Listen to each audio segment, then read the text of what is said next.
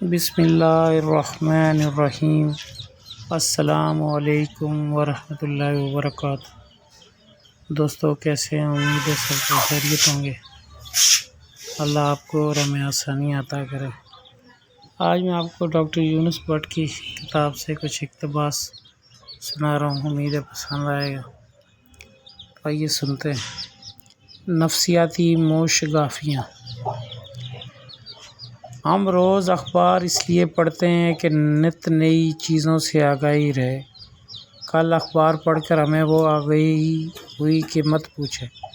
ماہر نفسیات ڈاکٹر شعیب شاہ کے فرمان کی جلی سرخی جلا گئی۔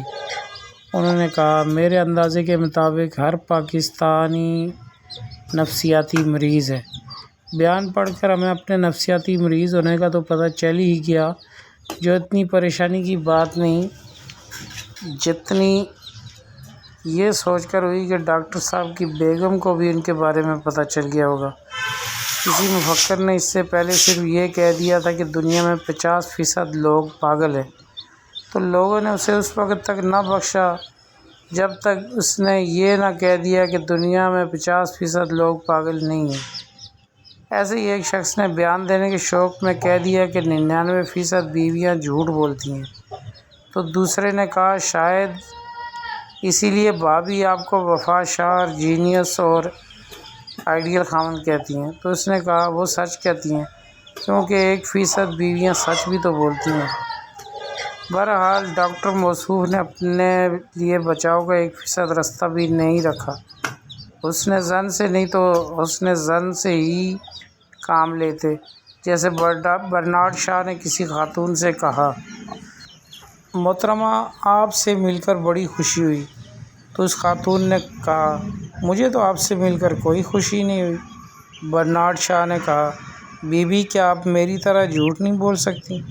بہرحال ڈاکٹر صاحب نے میرے اندازے کے مطابق کہہ کر ان لوگوں کو شک کا فائدہ دے دیا جو ابھی تک ڈاکٹر صاحب سے نہیں ملے۔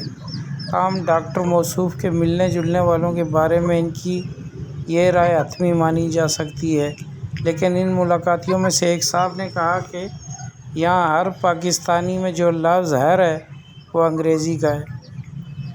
ایک زمانہ تھا، ایک مرکزی وزیر پاگل خانے کا معائنہ کرنے گیا تو انتظامیہ نے تمام پاگلوں کو سکھلایا کہ جب وزیر صاحب آئیں تو زندہ آباد کے نعرے لگائے جائیں۔ سو پاگل ہمارا لیڈر ڈیش زندہ آباد کے نعرے لگا رہے تھے۔ ایک شخص جو چپ چاپ کھڑا تھا، وزیر نے اس سے پوچھا، تم نعرے کیوں نہیں لگا رہے ہو؟ تو اس نے کہا، جناب میں پاگل نہیں ہوں، میں تو یہاں کا ملازم ہوں۔ اب وہ زمانہ ہے کہ صرف اس شخص کو پاگل نہیں مانا جاتا جو سرکاری ملازم ہوتے ہوئے وزیر کے آنے پر نعرے نہ لگائے۔ جارج سٹاینا کہتا ہے، عقل مندی دراصل وہ پاگل پن ہے جو ہم اپنی بہتری کے لیے استعمال کرتے ہیں۔ سیمیول بیکٹ نے تو یہاں تک کہہ دیا تھا، ہم سب پاگل پیدا ہوئے ہیں اور کچھ تو آخر تک رہتے ہیں۔ جس شہر میں سب پاگل ہوں، اس میں جو شخص پاگل نہ ہو، دراصل اس شہر میں صرف وہی پاگل ہوتا ہے۔ یوں آج کے دور میں یہ فیصلہ کرنا مشکل تھا کہ کون پاگل ہے کون نہیں۔ سو ڈاکٹر صاحب نے ہر پاکستانی کو نفسیاتی مریض قرار دے کر یہ مسئلہ حل کر دیا۔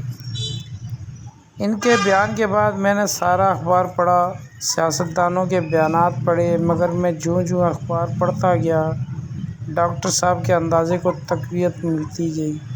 ایک لحاظ سے یہ خبر ماہر نفسیات حضرات کے لیے خوشخبری بھی ہے کہ اب ہر نظر آنے والا شخص ان کا مریض ہوگا۔ ایسے ہی ایک ماہر نفسیات نے 3 کلینک کھولے۔ پوچھنے پر بتایا، ایک مردوں کے علاج کے لیے، دوسرا عورتوں کے علاج کے لیے۔ کسی نے پوچھا کہ یہ تیسرا کس لیے؟ اس نے کہا، یہ ان کے لیے جو لوگ علاج نہیں کرانا چاہتے۔ لیکن اب ماہر نفسیات حضرات کو یہ جاننے میں دشواری ہوگی کہ ان کا عزیز کون ہے اور مریض کون ہے۔ ایک ایسے ماہر نفسیات کے پاس ایک خاتون آئی۔ ڈاکٹر نے شناسا چہرہ دیکھ کر یاد کرتے ہوئے پوچھا، محترمہ میں نے آپ کو پہلے کہاں دیکھا ہے؟ تو محترمہ بولی پہلی بار آپ نے مجھے اس دن دیکھا جس روز میری آپ سے شادی ہوئی تھی۔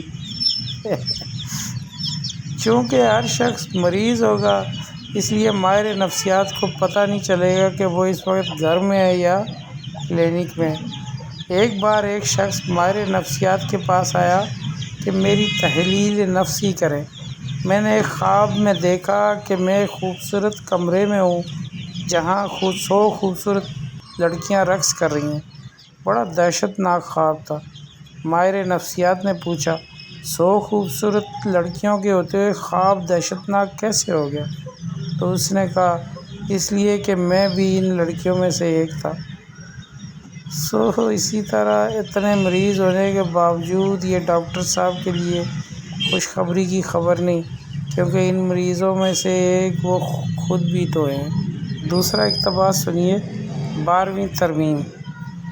اصل میں 12ویں، یہ 12 والا نہیں ہے، 12ویں۔ لفظ ترمیم مجھے اس لیے پسند ہے کہ اس میں میم آتا ہے۔ ہو سکتا ہے کہ کوئی ادب کا طالب علم تذکیر و تانیث کی غلطی نکال کر کہے کہ میم آتا نہیں، میم آتی ہے۔ بہرحال مجھے لفظ ترمیم ایسے ہی پسند ہے جیسے لفظ گورنر۔ ناپسند کہ اس کے لیے پہلے غور لکھنا پڑتا ہے۔ نواز شریف ہر معاملے میں محترمہ بے نظیر بھٹو سے 4 ہاتھ آگے ہیں۔ وہ ابھی 37 برس کی نہیں ہوئی تھی کہ یہ 41 برس کے ہو گئے۔ وہ ابھی 8ویں ترمیم پر ہی تھیں، انہوں نے 12ویں بھی کر لی۔ ترمیم ڈکشنری میں اصلاح اور درستی کو کہتے ہیں، اور درستی کرنے کے لیے غلطی کرنا ضروری ہے۔ اگرچہ کسی آدمی سے یہ پوچھنا کہ اس نے کبھی غلطی کی ہے ایسے ہی ہے جیسے یہ پوچھنا کہ آپ کبھی انسان رہے۔ ایک صحافی نے ڈرامہ نگار اشفاق احمد سے پوچھا آپ نے کبھی غلطی کی؟ تو انہوں نے کہا 2500 غلطیاں کر چکا ہوں۔ میں نے اپنے ہمسائے سے کہا کہ آپ اپنی غلطیوں کا شمار کریں تو اس نے کہا کل 12 ہیں، 4 بیٹیاں اور 8 بیٹے۔ ہر شخص نے غلطی کی ہوگی مگر ہمارے سیاستدانوں نے کبھی غلطی نہیں کی۔ وہ تو فرشتے ہیں اور ان کے کام بھی فرشتوں والے، یعنی دوسروں کی غلطیوں اور کوتاہیوں کا حساب رکھنا۔ ایک ایسے ہی سیاستدان اسمبلی میں کھڑے ہو کر ہر کسی کی غلطیاں نکال لیتے۔ اجلاس کے بعد ایک صحافی نے پوچھا کہ کسی اور نے بھی کہا کہ آپ نے جو کیا درست کیا؟ تو وہ بولے ہاں، جب میں بیٹھا تھا تو ساتھ والے نے کہا تھا یہ آپ نے درست کیا۔ ویسے اصلاح ضرور ہونی چاہیے، جیسے اخبار میں خبر چھپی آگ لگنے سے 3 ارب ہلاک۔ اگلے دن اسے اخبار نے لکھا ہم معذرت خواہ ہیں، آگ لگنے سے صرف 3 ارب ہلاک ہوئے، اصلاح فرما لیں۔ ہمارے ایک دوست کی کتاب کا دوسرا ایڈیشن آیا تو اس نے لکھا ترمیم و اضافے کے ساتھ، ترمیم رائٹر کی تصویر میں اور اضافہ کتاب کی قیمت میں تھا، تاہم دوستوں نے ساتھ یہ اضافہ کر دیا جو دوسرے ایڈیشن کی ایک کتاب خریدے گا اسے پہلے ایڈیشن کی 2 کتابیں مفت ملیں گی۔ 12ویں ترمیم کے بعد اب اسمبلی سے باہر والوں کو چاہیے کہ وہ مقابلے پر 12ویں ترمیم لے آئیں۔ جیسے ایک بچہ دن رات دعا مانگتا یا اللہ لاہور کو پاکستان کا صدر مقام بنا دے، جو گھر میں آتا ہے اسے بھی کہتا ہے ہر صورت میں لاہور پاکستان کا صدر مقام ہونا چاہیے ورنہ بہت برا ہوگا۔ انہوں نے پوچھا آخر کیوں؟ تو کہنے لگا میرے امتحانی پرچے میں ایک سوال تھا پاکستان کا صدر مقام کون سا ہے، میں نے لاہور لکھ دیا اور اب میں پاکستان کے صدر مقام میں ترمیم چاہتا ہوں۔ دیکھتے پیر صاحب آف پگاڑا، نوابزادہ نصر اللہ خان اور رہنما ان حالات میں کیا 12ویں ترمیم لاتے ہیں۔ تاہم وہ یقیناً ایسی نہ ہوگی جیسی ایک دکاندار کے ساتھ ہوئی۔ اس نے دکان کے لیے بورڈ لکھوایا اس دکان پر تازہ مچھلی سستے داموں فروخت ہوتی ہے۔ باہر سے چند سیانے بلائے اور کہا دیکھ لیں اس میں کسی ترمیم کی ضرورت تو نہیں۔